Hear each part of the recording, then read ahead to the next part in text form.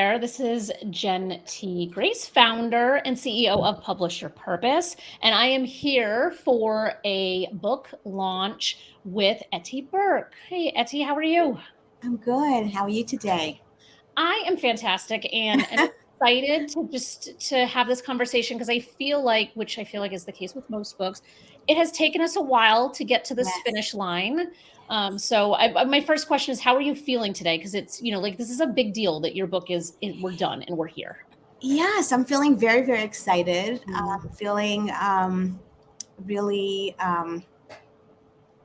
focused on trying to get Erin out there, and Mhm. excited to see what Erin can do for Yeah, us out there. Yeah, what the future holds for sure. yeah. What the future holds. We really want to make sure that Erin the difference makes the difference. So I'm Yes. excited to start. It's been a long haul, as you know. Mhm. It has, it has. And so to just kind of dive right in, can you share kind of high level what Erin, who Erin the Different is, what this book is about, what your kind of intentions behind it are, and then I will ask some follow-up questions after. Sure, sure, absolutely. Well, Erin the Difference, a children's book. It's an early chapter book. Takes place in another galaxy, and it's about a boy who's 8 years old, who is very different than the beings around him in the country of Premium. He looks different, and he thinks differently, and he has a lot of challenges because of those differences. And then something happens that turns things around and allows him to really understand and better appreciate his inner strength and value, which also helps the premiums, the beings around him, begin to change as well. It's a story of courage, acceptance, and belonging, because we really want to make sure that we give ourselves the space to really understand our own differences and the differences of others. And that does take courage, because through that we can really get to the acceptance piece, and then ultimately to the belonging of creating a world where everyone feels valued, where everyone feels like they belong. Yeah. What was the origin of this, right? Because and if you want to share a little bit about kind of your background and what you do in the world, because I feel like to me they make perfect sense, but I'm kind of curious, like what was the spark for this book idea?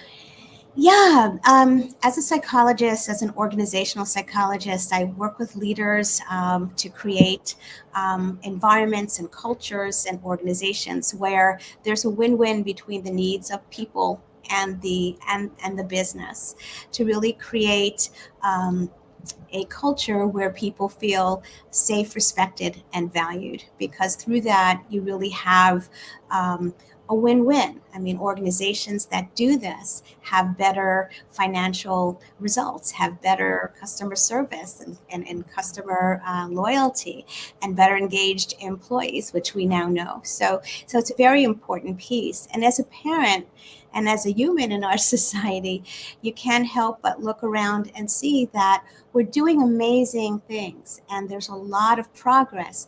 But the end result is we're not really seeing a lot of differences, and things are not exactly where we have the opportunity to take them. So I created Aaron the Different because I wanted to, was my contribution to try to help get things there, make do things a little different to get different results. And that is to focus on our kids and help them develop the tools and the mindset needed so that inclusion, acceptance, and belonging is just part of the way things are naturally done.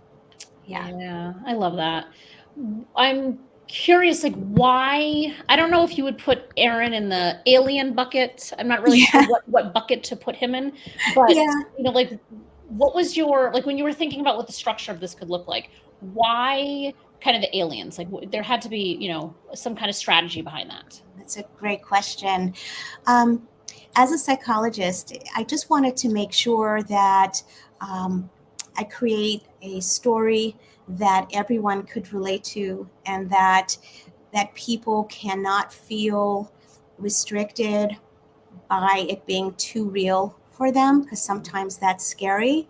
And if we give people an alien situation, or a situation that's really very different than their own, they're more likely to project and to be able to more honestly criticize or dissect what was working and what was not working with that situation. So it was purposely done to make things a little more safe for people to have that discussion around. Makes perfect sense. I remember in the kind of the storyboarding phase of kind of picking the way that the characters were kind of represented, and that was definitely a fun process, because this is, Yeah. you know, PYP in general is not known for doing children's books. We have a couple of kind of outliers, yours being one of them, and it's because there's a theme of inclusion, right? Like that's why we're like, yes, let's partner with you on this, because of how you're using it and what your intentions and goals are for it. So it was really fun to be kind of deciding like the backgrounds of where these aliens were going to be. It definitely, and I know that's fun and also challenging, right? Because then you have to make a lot of decisions and what that actually looks like. Yeah, that is true. A lot of focus and a lot of decisions had to be made, and I think the result is hopefully going to make a difference in a child's life. Absolutely. Yeah. And that kind of brings me to my question of when we think about books, most of the time, the majority of the time, the book is written for an audience that is also the same audience that's going to be the one that buys the book. So it's an adult, right? It's a self-help book. Someone, you know, the author wrote it for the reader, and the reader's the one who bought it. In this case, I'm curious who the audience for your book is, because we know that it's meant for children. But who do you hope to, what parent or person in a child's life is this really kind of aimed for them to purchase for that child? Yes, it's pretty broad. On the one hand, it's for children, obviously, but it's really for parents or therapists and educators and school systems to use as a tool to facilitate the critical discussion around inclusion and acceptance, and just differences in general, and our ability to understand differences in a deeper way, because some differences make us feel, okay and proud, and some differences don't. And I think the ability to really accept people where they are and make people feel great just the way they are is the intention, of the book. And that's the audience, really. It's the broader focus of systems that might be able to use this as a tool to create change with regard to biases and the belonging area. Yeah. I know that we've spent a lot of time kind of discussing the application for especially elementary schools, right? Like really, how can we have guidance counselors, or, you know, the literacy specialist, or whomever might be in charge of that. So I would say, you know, one of our collective kind of calls to those who might be watching this would be, you know, if you are that person, or you know somebody who might be that person, this is a great opportunity, because I really love the way that you approached it, because it does, you know, we're in a very temperamental climate right now around all Yes. things diversity, equity, inclusion, belonging, all of it. There's a lot of backlash, unfortunately. There's a lot of book banning that's happening, and which is tragic on so many levels. So many levels. Yep. But your book, I think, is one of those, and I don't want to call it a Trojan horse, because that's not what it is, but it is packaged in a way that does feel more accessible, I think, to folks who might want Yes. to figure out how to help their child feel included without having to make it about race or gender or religious affiliation or any other topics that are incredibly polarized right now, unfortunately. Yes, and that's an unfortunate situation that we have right now. And I do believe that Erin is it's a book that includes all the differences in one, and it doesn't highlight one difference, but it allows the discussion and allows the facilitation around being different or accepting other people's difference and understanding the comfort or discomfort you have with that, and the focus on how do you get from there to really accepting and understanding that you have the power to make a difference in everyone's life, and you have the power every day in terms of how you behave to help other people feel like they belong. So it's yourself and how you affect others. Do you see this as an opportunity to be kind of a teaching tool in a classroom in any way? Oh, yes. I think that it absolutely can be a teaching tool in the classroom. I actually created a facilitator guide to help and to supplement Erin if that is the way it's going to be used.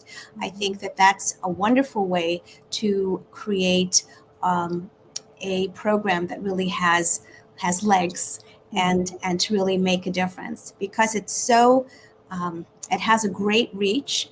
It's not focused on anything that's going to make people feel uncomfortable. And it's done in a way that you can project whatever you want into the book and into the ideas. And so I think that this is a really great tool to get to that point where we start getting this out there and making it more real. Yeah, and I think when someone reads this, I think it is very obvious that somebody with psychology background was behind it, because of how you are able to kind of apply any lens to the characters and to the storyline. Thank And you. so it really does it has the specificity because it really is about feeling included, but it has the broadness that you could be excluded for any reason outside of Any the things reason. that are such hot contentious topics. It could really be anything. Like I remember growing up, like just having red hair like that, like, and there's Yeah, so many stereotypes and garbage and stuff like that. But, so it could be something like that where it's like, okay, no one talks about redheads being excluded, right? Like that's not a talking point really. But someone who might feel that way can read this book and apply that lens to them. So there's something really exactly. special about it in that way. Thank you. That was the intention, is to Yeah. be inclusive of all the differences. Mhm. Some are obvious, some are not, Mhm. and all of them should be respected and valued Mhm. and taken seriously. It's only through that practice that we can Mhm. really celebrate who we are, what we bring to the table, and really leverage all our amazing talents, right? Yeah. Because if you're not feeling comfortable, you're not putting out your best, right? Absolutely. And so so if you were to kind of like, wave your magic wand and we are 6 months from now and your book is out there, it is rocking and rolling, it is changing the world. Like what are you hoping will happen, or what are those conversations you're hoping to get into? I would love to get into broader systems or organizations that focus um, on children and education. And I believe like integrating this into the educational system as either as something very specific to inclusion, or something like a literacy program that just happens to have that reinforced inclusion as well, since it's geared towards the 8 to 10 year olds, fourth and fifth grade. And it has a glossary, and it has the feeling and thinking questions to help facilitate those discussions, and additional ones I have in my facilitator guide and ideas. So I'm excited to do that. I'd love Aaron to be a tool to move the whole dialogue forward Yeah. across schools and systems, and maybe even organizations. Mhm. I've been getting a lot of interesting feedback from adults reading this book as well. So I think that using that as a jumping point for a more integrated and facilitated focus on inclusion, even for adults, can really work. Yeah. Yeah, and I really do think that there's something really magical because I can't imagine a world please don't let this happen, where this book could be banned. You know what I mean? Like, 'cause there's nothing about you it. never know. You never know, truly. There's so many books at PYP that we have published that are 100% like in that banned book pile, right? Like there's just so much. But this is like, there's something so neutral about it that, Yes. it seems like it could be a great opportunity for that person who might want to be bringing inclusion to their students, but they're in a school district where that is absolutely not going to happen.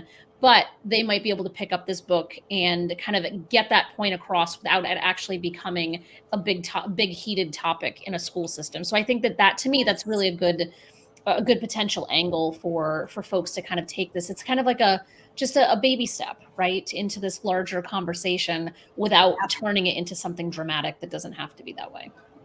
Exactly. And my deal is my focus. I'm going to start sending Erin out to some key political figures and see what happens. We did have that discussion. And I can't wait to see what does happen. I think it's great. Exactly. Yeah. There's definitely, like it's interesting because it's kind of like the pendulum, right? Or just like a scale where it's like so heavily weighted on one side, but yet it's just ripe with opportunity on the other. It's just finding that kind of common path to approach it with. And I love that this book, to me anyway, is that kind of, we can meet on neutral, like it's neutral territory. Like that's what I see it as. Yeah, it's not specific and it's very broad and it's neutral. It's safe. Yeah. It's a safe way to deal with inclusion by including everybody in the conversation at the same time and and trying not to exclude any differences that we may have. That is a great soundbite, by the way. Like, I think that just like the safety. So just as to you, go back and use that in your elevator pitch going forward. Because it just like, yes, I think we got a little nugget of gold there. Okay. Nuggets are good. They absolutely are. Because, for those that are watching that are aspiring authors, or maybe you're working with us in some way already, like there's something to be said about kind of refining that, the way that you phrase the way you talk about your book. And the more we do it, the more clear and concise we get. And I think you just really, really nailed something good there. So I'm excited. Because it takes a while, right? Like I don't even know when we started this project together, but it's been a while. At least a year or more, right? Yeah, and that's just the nature of the process, though. But at the end of it, we have a book that we were both incredibly proud of, and cannot wait for more people to get it into their hands. And I know that through tomorrow, right? Just today and tomorrow, your book, Erin, is through Thursday. Free on Amazon. So if anyone wants the ebook for free, now is the time to get it. And then your website, which I will put up on the screen as well, is that where folks would find information about that kind of companion guide that goes with this as well? Yes, and additional resources as well. I have coloring sheets. I have some exercises, additional things that people can just download that's there free already, and just to connect with me, because I would love to start this dialogue, and I'd love to network with people who are passionate about inclusion and really making it part of our fabric so that our children can really do a better job than what we're doing. And that's not to take away all the wonderful things we're doing. I just think that I think we have opportunity for getting it even better. Yeah, I fully agree. And I think, and I don't want to sign you up for something that you didn't ask for, but it feels like if somebody is, and I keep going to school districts, even though I know there's a broader organizational application to this, but if there's someone, watching this that is in a school district that may not be the most friendly to anything related to inclusion, I feel like just reaching out to you to say, hey, this is where I'm at, this is my position, how can you help me make that? Because in a lot of ways, it's a business case. Even in a school setting, there is a business case to be made for why materials are brought in. Maybe, I'm kind of signing you up for possibly helping that teacher or staff member who might be trying to figure that out on their own. I think that's absolutely 100% exactly what I'd love to do. And I'm extremely open to that. I would love to hear from people. We can brainstorm together. We can figure out how to make it work for your system, for your classroom. And I'm excited to partner and make and help Aaron the Difference really make a difference that I think that this book can really provide. Yeah. Yeah. Oh, me too. I am very excited. So just as a reminder, so the ebook is free today and tomorrow on Amazon specifically. If you would like to purchase the actual physical, paper copy of it, you can purchase it pretty much wherever you can buy a book. I am a big fan of bookshop.org. They are a B Corp, which means that they have a commitment to sustainability and environmentally friendly practices and social responsibility. And it is not an easy task to become a B Corp. PYP is one as well. And so anytime we can kind of promote people going and purchasing your book from bookshop.org, that is always a win-win, because you're helping, an online bookseller support independent booksellers, which is fantastic. But we want to support the independent bookstores too. So if you have one in your area, you just have to go in and ask them to order it, and they will order it and they will ship it directly to your home. It is a very simple task, and you're putting money back into your local community, which I think is really important. Thank you. Plenty of people prefer Amazon, and that's fine too. If Amazon's your jam, we're not going to stop you. But support local, that's always our preference. Good. Yeah, that makes a lot of sense. And also the whole process with PYP, I just want to underscore how wonderful it's been to partner with you and your amazing team. I could not have gotten here without you. And you have taught me so much about the process, what excellence really looks like. And what I will never look at a book the same way. Yeah, now you know how the sausage is made. So yeah, exactly. Now you can respect it a lot differently. I respect it a lot. Yes. Yeah. Oh, that's amazing. Thank you for saying that. Yeah, it's been a pleasure. It has been a ride. And obviously, as you know, we are not going anywhere. So we will continue to see on our office hours and our marketing calls and all that fun stuff that we do to kind of support post-launch, because really your job is just beginning. I know that we've been at this for like a year, but the job is really just beginning. So I know that's been an aha. Exactly. It's like here and now what? There's a lot more to do, which is part of the journey, and it's going to be a lot of fun. I'm excited. Yeah, me too. I always tell people there's 3 races. You got to get the writing done. That's one race that starts and ends. The publishing done, that starts and ends. And then marketing, there is no finish line. You're just finish line. You're just at it for forever. So, but you can make it fun, right? And I'm optimistic that in your case, there's so many easy ways to make it fun. And I think this is going to be. It is a fun read. It's a helpful read, and so I'm excited to see where this takes you, and maybe we can have a follow-up conversation at whatever interval from now to kind of be like, hey, this is what Erin did for the world, because I would love I would love that too. Erin makes. Yes, absolutely. It's like to creating a world where we all feel like we belong. Mm-hmm. That is part of PYP's mission, so it fits perfectly. Amazing. Thank you so much for your time today. Really appreciate it. I've enjoyed chatting with you, as I always do. And for everybody watching, I will be back. If you're watching this live, I will be back on Friday talking to another author about another book, and then back next week and so on. It's a very busy season here in the spring. So definitely take a moment to go check out Etty's website, which I'll just put up quickly again. It is just yourname.com, which is perfect and easy for people to find. And then I will see everyone else on Friday. Thank you, Etty. Thanks so much. Bye. Take care. Bye.